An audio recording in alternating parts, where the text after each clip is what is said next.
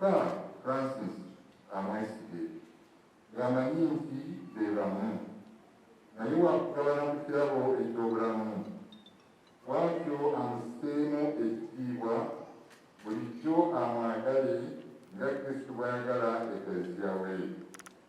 Kale nno Ayi Mukama tukwegayiridde abaweereza abo bano Francis ne Bridget banywerere bulijjo mu kukkiriza ne mu biragiro byo, babe mu nju yaabwe nga bakalangufu ku mpisa ennungi, bajjudde amaanyi agava mu mawulire ag'essanyu Evanjiri.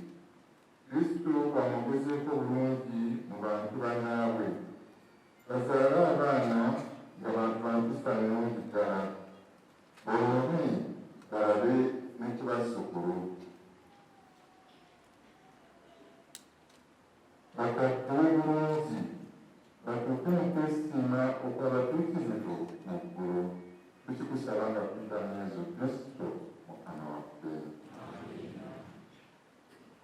Ayi Mukama Yesu Kristo bwe yagamba abatulungi balekedde emirembe nga wadde emirembe gyange, totulebya bibi byaffe naye amasuko gaffe kukkiriza kwa Kresiyawo, kkiriza okumuwa emirembe n'okussa ekimu nga bw'oyagala, bw'awangaala n'olamula emirembe emirembe. Ettende ly'Omukama libeere nammwe ennaku zonna.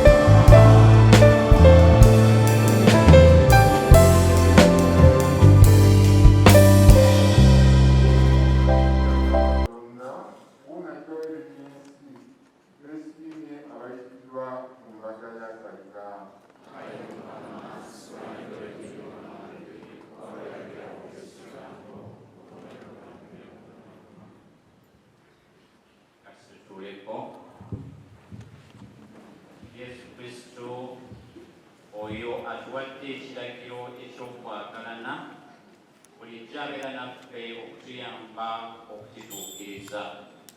Atutegekedde ekijjulo ekya Ukarisitiya yennyini mwatwegabulira omubiri gwe n'omusaayi gwe. Abeeteeseteese obulungi abakatoliki tusembere tumufune anyweze obufumbo bwaffe. Abagole baffe bagenda kufuna omukama mu bifaananyi byombi, omubiri n'omusaayi ebya Kristo. Bagenda kusangibwa awo wennyini bwe bali, ate ffe abasigadde abakulu bagenda tutukako tufune omukama era abo abeetegese obulungi mu bifo ebyo gye tuli. Abasavveeri mututegekere ebifo eby'enjawulo abakulu bagenda okusembereza.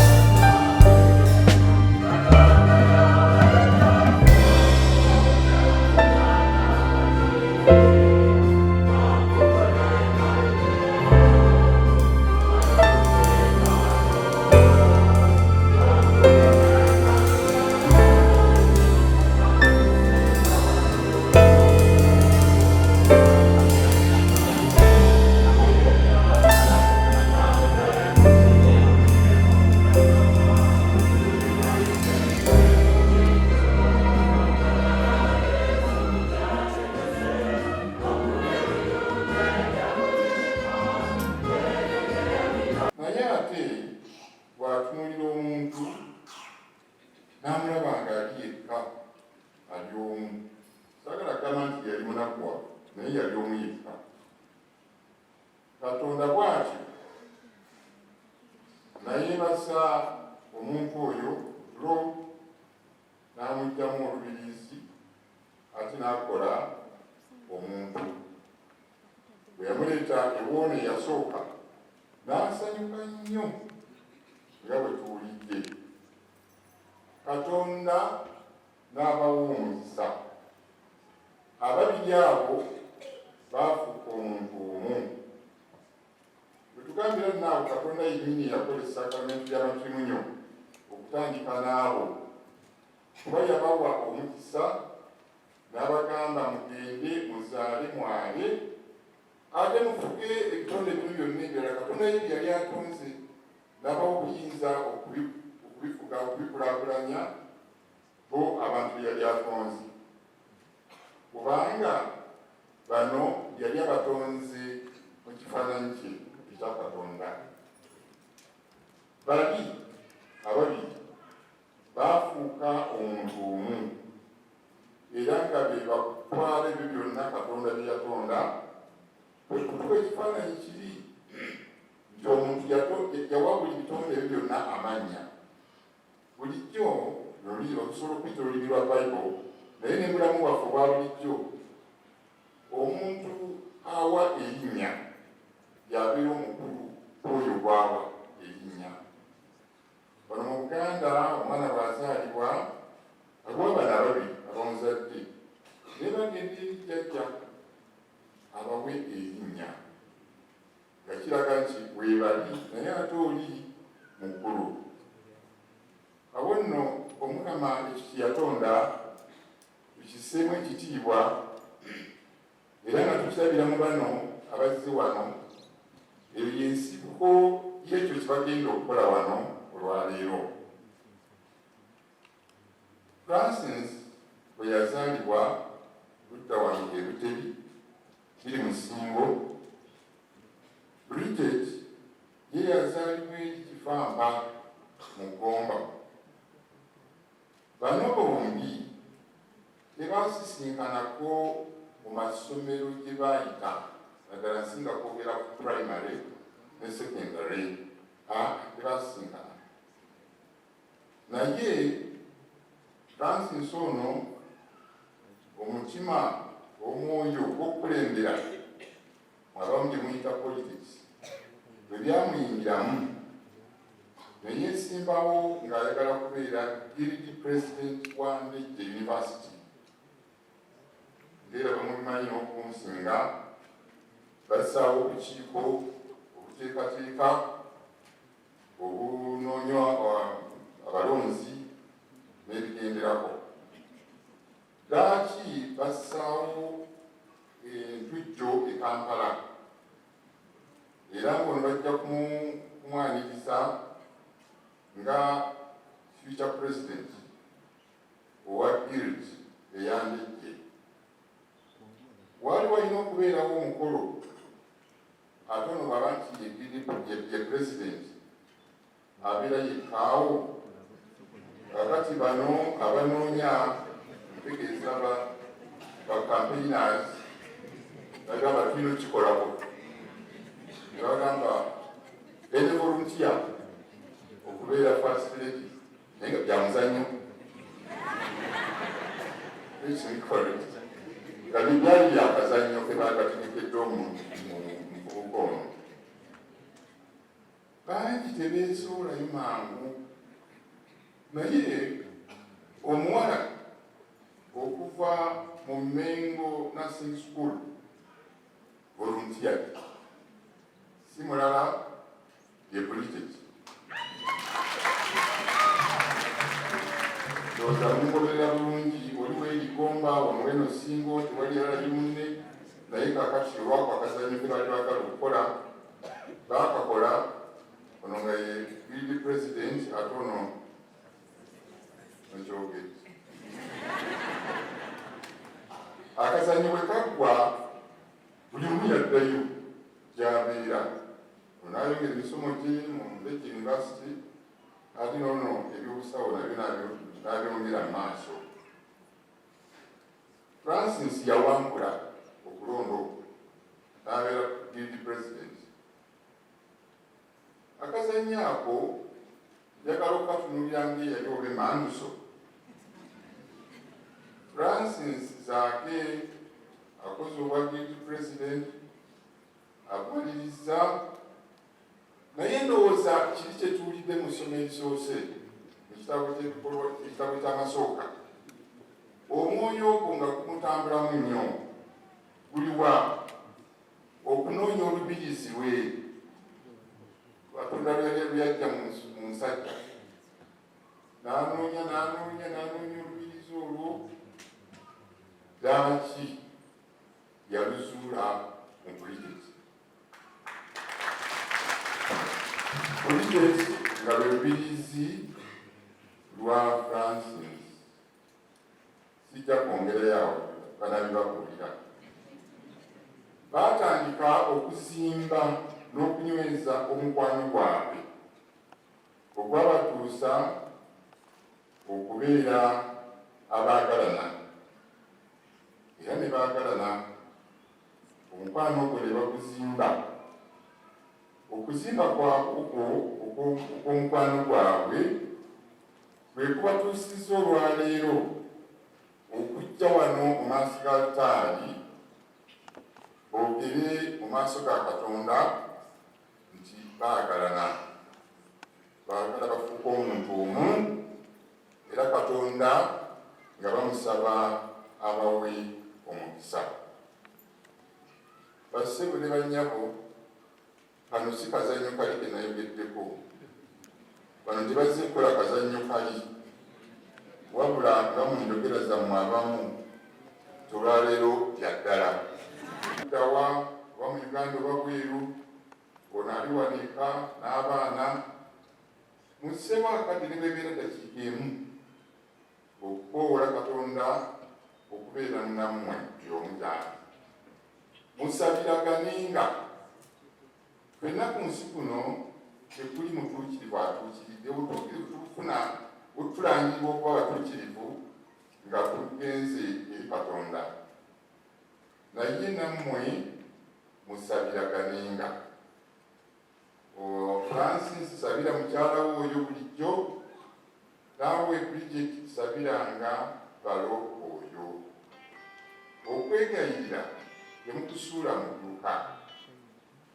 bwe muli mwenna awamu mwetabe mu kusoma mwenna awamu nga mujja wano oba mulimu ku bisomesa byaffe wano temusomera wamu oba muli Kampala era ne mugenda okusomera awamu. Amasakaramentu naddala erya Ukaristiya ne Penitensiya mugafune bulijjo okusobola okunyweza kyemufuuse. Wabula ayongera okutubuuza, kiki ekiribaawula ku Kristo? Kiki ekiribaawula wakati wammwe ababiri? Nga muli naye mujja kubeera bumu, era naye ajja kubanyweza mu kwagala okwo kwabayambye okuzimba. Mu kukola Katonda ky'ayagala munyweze omukwano gwammwe, kumpi nga mukuzza buto buli lunaku. Buli omu ayambe munne okunyweza okwagalana kwammwe okwo. Manyi mwagala nnyo abaana bammwe, mukunjule bulungi abaana bammwe mu ddiini ne mu mpisa. Bwe batyo boogerweko bulungi mu ngeri eyo nammwe mujja kuba nga mwogerwako bulungi. Muli omuntu omu, buli omu anyweze munne mu mirimu gyammwe, mu kwegayirira na buli wonna bwe mubeera. Mubeere kitangaala eri bantu bannammwe, naddala abavubuka. Abavubuka bongere okubagazisa essakaramentu lino. Balyagale, okulyagala ze balyagala, naye waliwo delays awo ezijja with 1,001 reasons. Mubayambe okumalirira nga nammwe bwemumaliridde, bavubuka bannammwe. Naye gye nasookedde yaniriza nnyo ba members of parliament era nokyo tubafunangako bangi bwebazi. Nammwe kano nkasuula ewammwe, mbebazisa mwe bali nnyo okujja nembabula nti eno kereziya gye tulimu wano wewaffe Ekitebe. Ono munnammwe honorable member of parliament Francis abayise ku kino.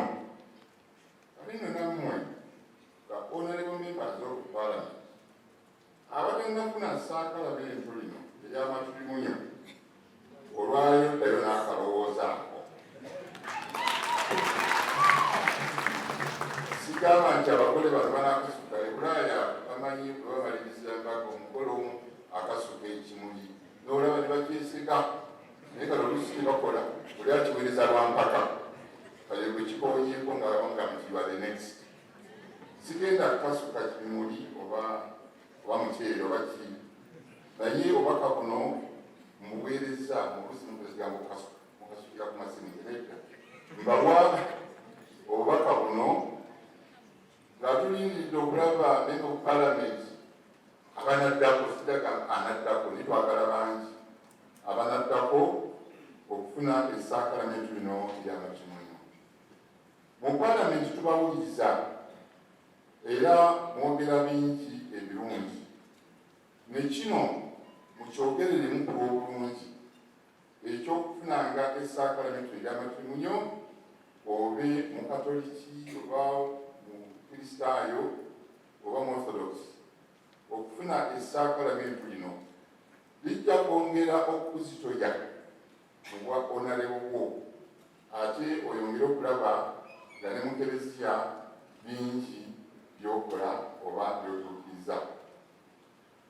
Francis ne Bridget abaagalwa, tubaagaliza olugendo olulungi lwe mutandise olwaleero.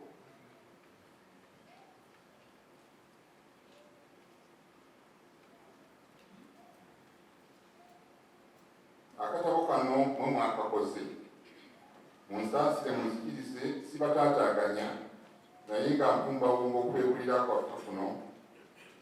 Njogera embala ababiri naye bwe baba bakuwulirira owaabo bo nga naawe okulaki. Francis ne Bridget, tugambe Francis oli muntu ng'owulidde ki kwata akatabo ku kampeni fane mwatadde mu kisinzi peegi ey'okubiri ekifaananyi ekyo ekiri wansi kulaba ngo avivi gali wansi tebiranga akafaananyi ako ng'owuliddeyo oba omuntu olaba abalasi bayita okunyiiga nti bakuli kye kyakunyiiza ddayo akafaananyi ako ndowooza nga kajjanga kukumyawo bulungi ebirowoozo byo kuba tuli bantu tulina obwongo bw'abantu and so on. Ekifaananyi ekyokubiri kyembawa mwembi kyekino kyennyini ekiri kungulu. Bulijjo twagala mubeerebwe musigama nti buli kiseera woyita mu katale kubeera ng'osimayiringa nedda. Naye ekifaananyi ekyo kijjeeyo essanyu lyammwe lye mwafuna ng'onamaze to propose nti sangi yomutereeza butereeza naye nze wano it was proposing ne Bridget nakkiriza ndaba omukono guno ogwakukono gumukwatako bulungi ng'akwata ku kapepi kale nakkiriza ale ndaba ekifaananyi kino nze kyomwakikuba mumaze okukkiriziganya kaakati otumbire ng'ekifaananyi ekyomwembi omukwano gwamungu temukukkirizanga kuddirira. Ekifaananyi kyange ekyokusatu ekifaananyi naye nga tekakoleddwa nga kafaananyi katono akali ku buli peegi bikola peegi yonna gyoyagala naye akafaananyi akasembayo ku ddyo kuffe abakatoliki awo we tuyita ekika ekitukuvu eky'e Nazaaleeti Yosefu Mariya n'omwana Yesu bababeerere endabirwamu mu maka gammwe mu bufumbo bwammwe.